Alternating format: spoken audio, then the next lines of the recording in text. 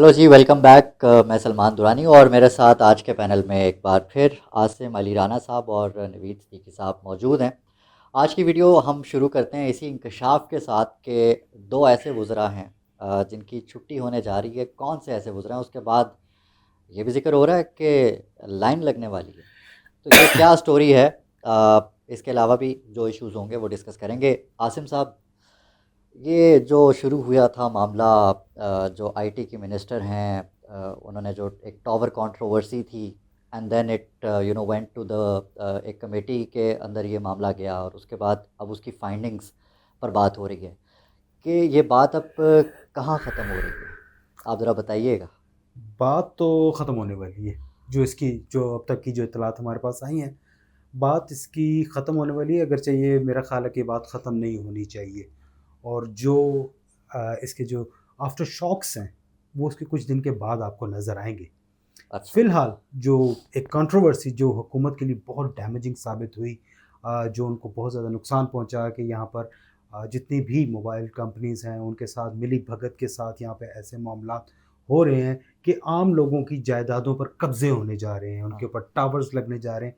ये चीज़ जो है, ये तासुर जो हुकूमत के हवाले से आया कि हुकूमत ये प्लान कर रही है, ये ख़त्म हो जाएगा। जो कमेटी बनी है, उसने अपनी सिफ़ारिशात तैयार कर ली हैं। उसमें वहाँ पे ये बात शामिल कर दी गई है कि वाज़ेह अल्फ़ाज़ में ये चीज़ शामिल कर दी जाएगी कि जब तक कोई भी निजी जो प्रॉपर्टी है, वहाँ पर कोई भी मकान है, घर है, फैक्ट्री है, प्लाज़ा है, हाँ। जब तक उसका ओनर जो है वहाँ पर उस कंपनी को कंसेंट नहीं देगा, मुकम्मल तौर पर उसके साथ नहीं करेगा, उस वक़्त तक कुछ भी उसके खिलाफ नहीं कर। अगर वो इनकार कर देगा तो इनकार है, वो ख़त्म है। ठीक वो है। ये नहीं है कि ज़बरदस्ती उसको बुलाया अच्छा, जाएगा। ऐसा भी हो सकता है कि एक मालिक पहले एग्री करे और फिर एक मतलब कॉन्ट्रैक्ट होता है ना, ऑफ़ कॉन्ट्रैक्ट कोर्स। 6 महीने का, साल का, 2 साल का, जी। बीच में आके मालिक कहे यार मैं नहीं, मुकर गया वो भी। असल में मसला ये था कि जो वहाँ पे ये लॉ बनाना चाह रहे थे, ये तो बीच में एक और नई नई चीज़ इन होगी ना। असल इसका मकसद यही था कि जो वहाँ पर जो लोग इनकार कर देते हैं, वहाँ पर हाँ। बाद में अपने मुआहदे से मुकर जाते हैं, ये उनके लिए था हाँ। कि आपका मुआहदा हो गया 1 साल, 2 साल, 3 साल, 4 साल, तो 5 वो साल, रहेगा।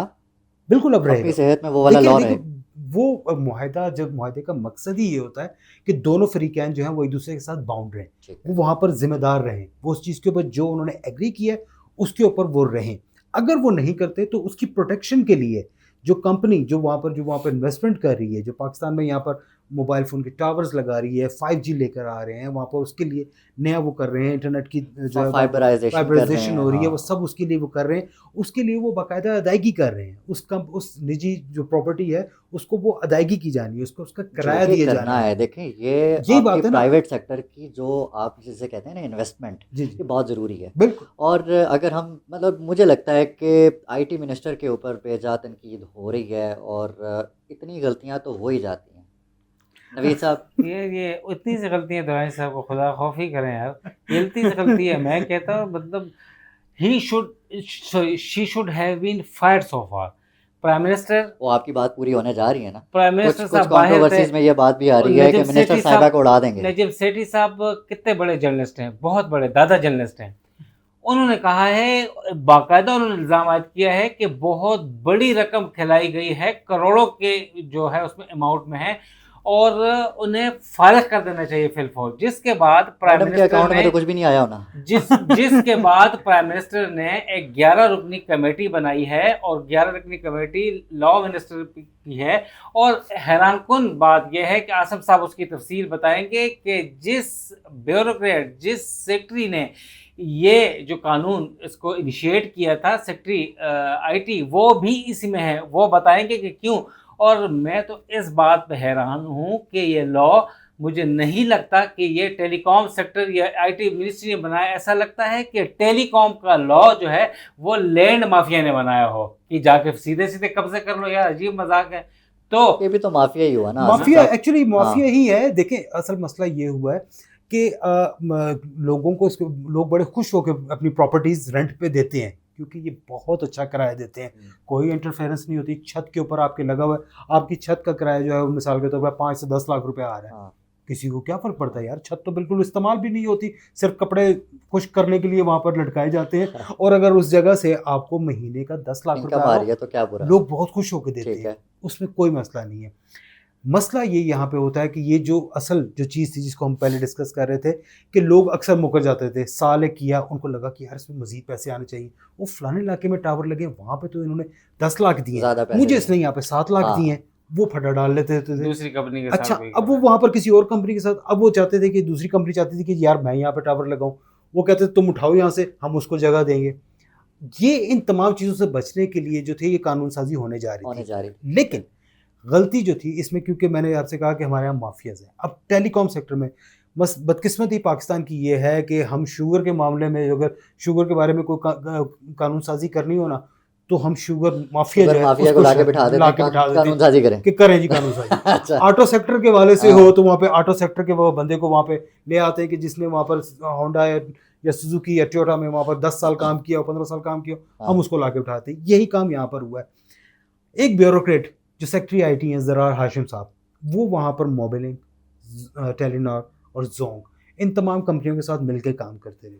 अब जब इसकी जो कानून जब भी कोई बनता है, आप एक बात याद रखें, जो ड्राफ्टिंग होती है उसमें एक एक लफ्ज़ जैसे लिखा जाता है अदालतों में, वो उसी तरह से इंटरप्रेट होता है। बिल्कुल ठीक है। उसके ऊपर बहुत ज़्यादा सोचने की ज़रूरत होती है।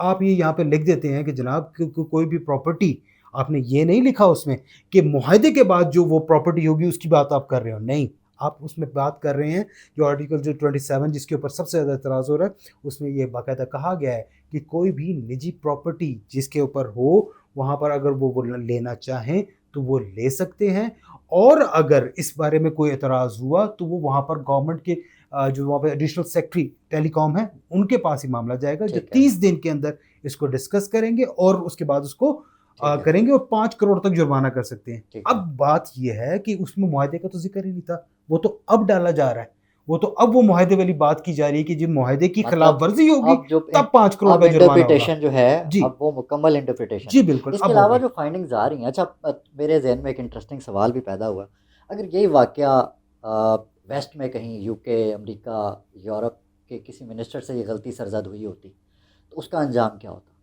सबसे पहले तो वो खुद ही रिज़ाइन कर जाता, मतलब वो इतना ज़्यादा सोचता ना, जिस तरह हमारे यहाँ सोचा जा रहा है ना, उसके ऊपर डिबेट हो रही है, कमेटियाँ बन रही हैं 11, और मैंने कहा ना कि वो जिन लोगों की गलती होती है उन्हीं को साथ शामिल करके कमेटी बना दी। मगर आसिम भाई मुझे यार सॉरी याद आ गया, वो हमारे एक बहुत प्यारे सियासतदान है, मुझे बड़े अच्छे लगते हैं, ख्वाजा आसिफ साहब।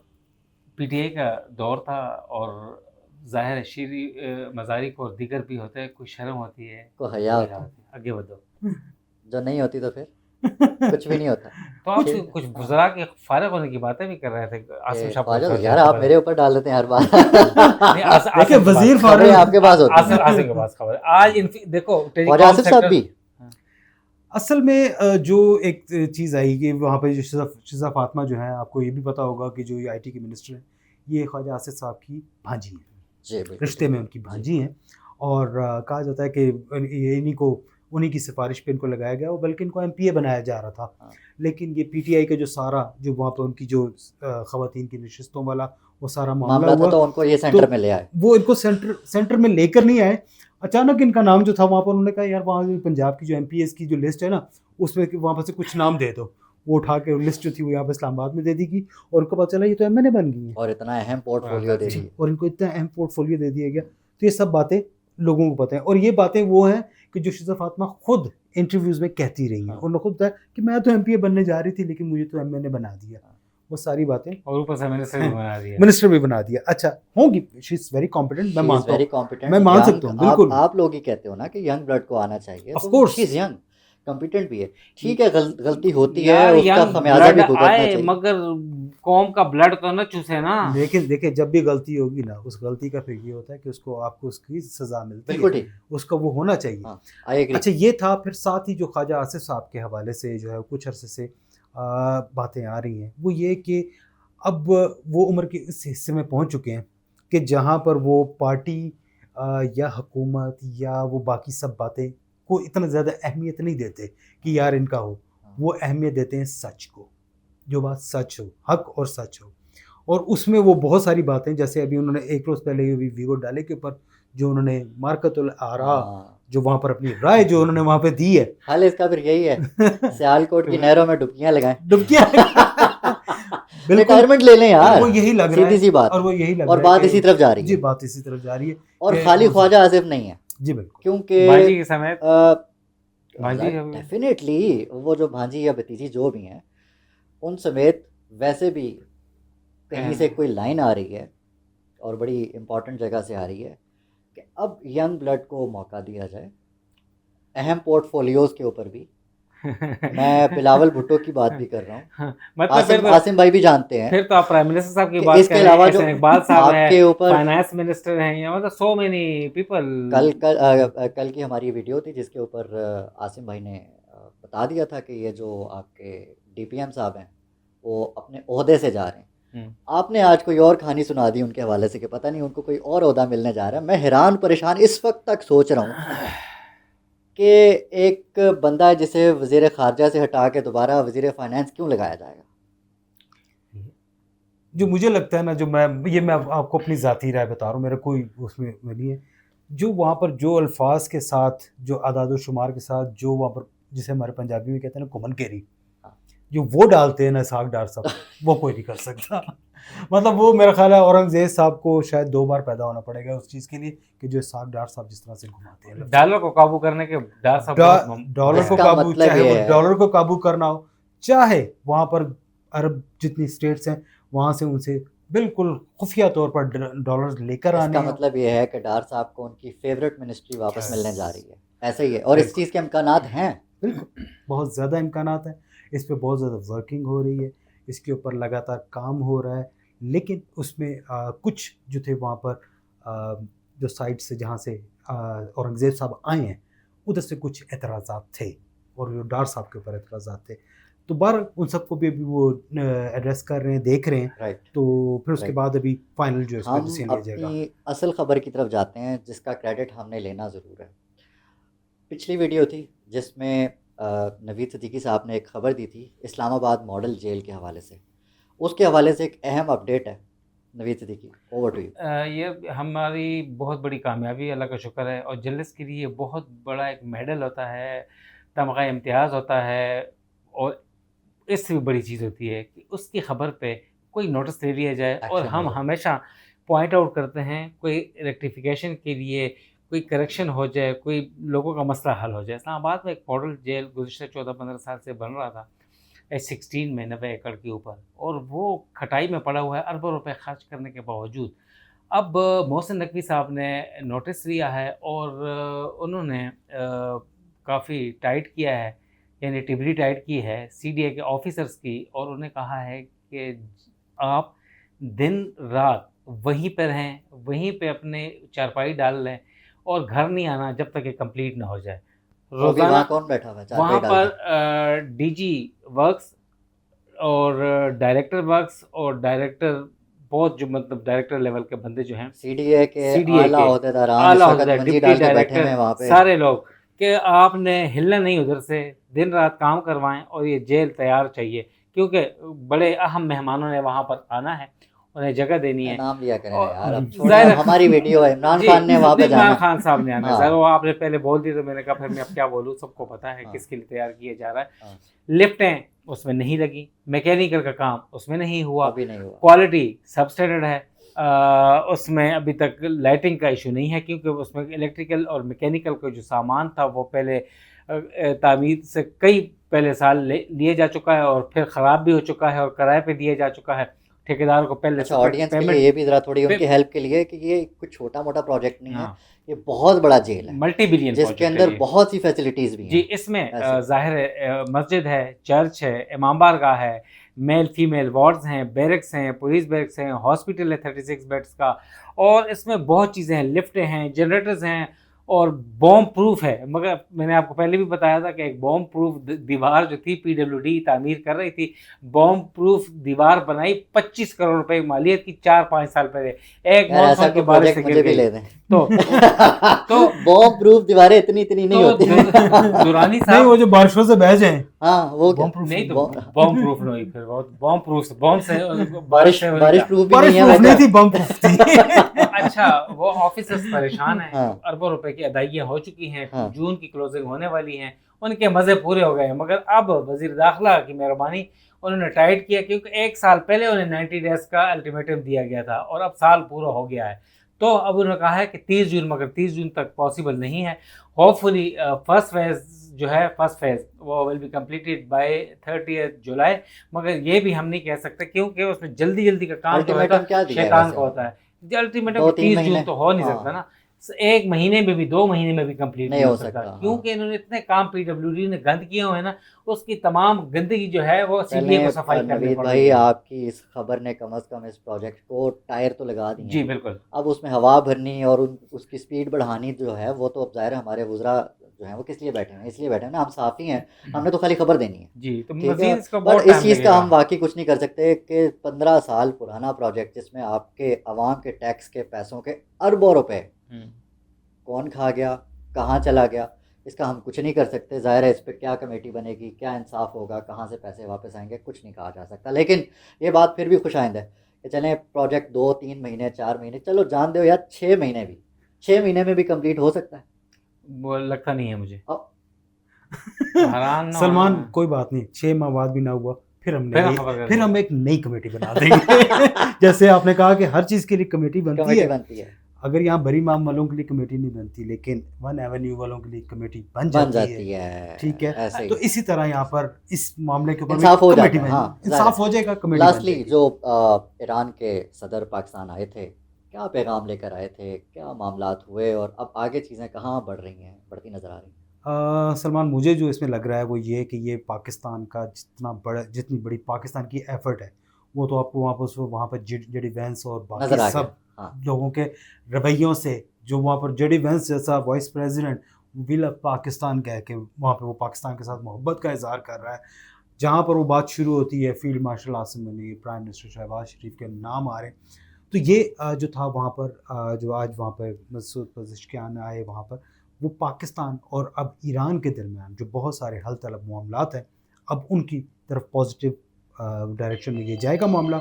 और इंक्लूडिंग वो जो के प्रोजेक्ट्स पाकिस्तान और ईरान के बीच में कंटिन्यू होने। अच्छा, सबसे बड़ी खुशाइंद बात पता है क्या सबसे है बेस्ट ये है। कि पिछले कितने साल से सैंक्शंस फेस कर रहा है ईरान वैसे आप? मेरा ख्याल है कोई 14 ये 2000 ओबामा के ओबामा दौर के दौर में वहाँ पे ओबामा के दौर से जेसीपीओ का एक इजलास उधर से नवीद चीजें- भाई आज तक हम्म। सैंक्शंस फेस कर रहा है और तब भी इतना स्ट्रांग है वो मुल्क। 2015 से ये चीज अब हुई वो थी, जो सुख JCPOA का का सांस मुआहदा हुआ था। लेंगे, अब वो जो कौम सुख का सांस लेगी और वो जो सिर्फ मेहनत सुख का करेगी। सांस नहीं, बल्कि उनके साथ साथ जो उनके पूरी दुनिया में मुंजमद असासे हैं, अगर वो उनको मिल जाए, हाँ। 12 अरब डॉलर 300 बिलियन डॉलर के वहाँ पर उनकी दोबारा उनको रिस्टेट करने के लिए और उनको ऑयल बेचने की इजाज़त होगी है, सारे उनको काम करने की होगी है, पैसा वहाँ पे आना शुरू हो जाए, पूरी दुनिया को वो तेल अच्छा, बेचना शुरू कर दे, इसका फिर आप देखिएगा। पाकिस्तान को ऑटोमेटिकली फायदा है ऑफ कोर्स। क्योंकि Iran, if I am not wrong, landlock country नहीं, लैंडलॉक तो नहीं, नहीं, समुद्र तो वो तो अफगानिस्तान है साथ। हाँ ठीक है, वो तो है, लेकिन ज़ाहिर अपॉर्चुनिटीज मगर उनकी बढ़ेंगी, जो- यूरोप के of साथ course, ट्रेड उनका असल- बढ़ेगा, दुनिया के साथ ट्रेड बढ़ेगा, पाकिस्तान का भी तो इसमें फायदा है। दुरानी साहब, जो मिसाल- एपिसोड हुआ है ना अभी, ये जंग जो हुई है, इसमें जो अल्टीमेट जो है बेनिफिशियरी इंशाल्लाह इन द फ्यूचर वो पाकिस्तान है।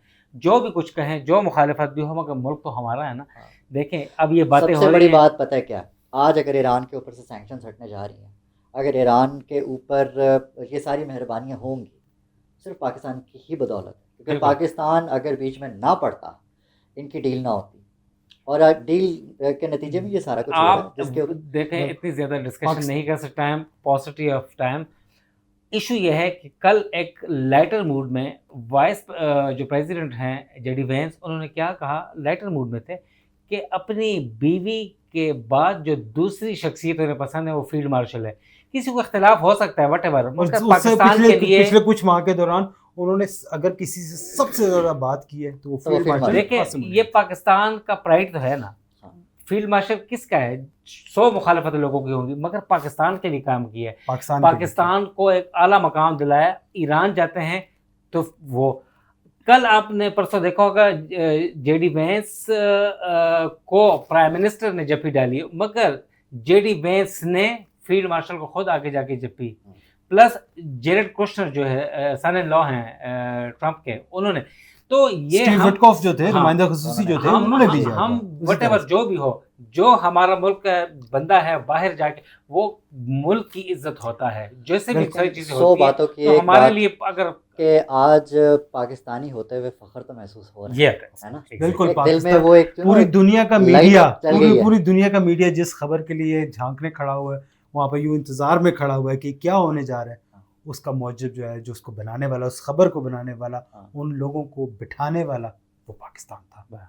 तो पाकिस्तान जिंदाबाद है जी। और पाकिस्तान जिंदाबाद, पाकिस्तान है तो हम हैं। पाकिस्तान में जाहिर है वो ऑयल स्टोरेज फैसिलिटी की बातें हो रही हैं, अल्टीमेटली पाकिस्तान बेनिफिशियरी होगा, क्योंकि अब जो हुर्मस की बंदिश के बाद काफ़ी चीज़ें यहाँ पर जो बाकी ज़ाहिर कंटेनर्स वगैरह के लिए कुछ लॉज जो हैं, कोई ड्यूटीज़ कम की जा रही हैं, वो भी पाकिस्तान, जो ट्रेड होगी, हमारा दुश्मन मुल्क इंडिया हम जिक्र करेंगे, ईरान के हमेशा करीब रहा है, ईरान को पता चल गया है कि इंडिया ने क्या उनके साथ किया है। Ultimately IPI Iran Pakistan India gas pipeline कहा जाता था, ईरान माइनस हुआ, IP होगी और पाकिस्तान को वो फायदा होगा।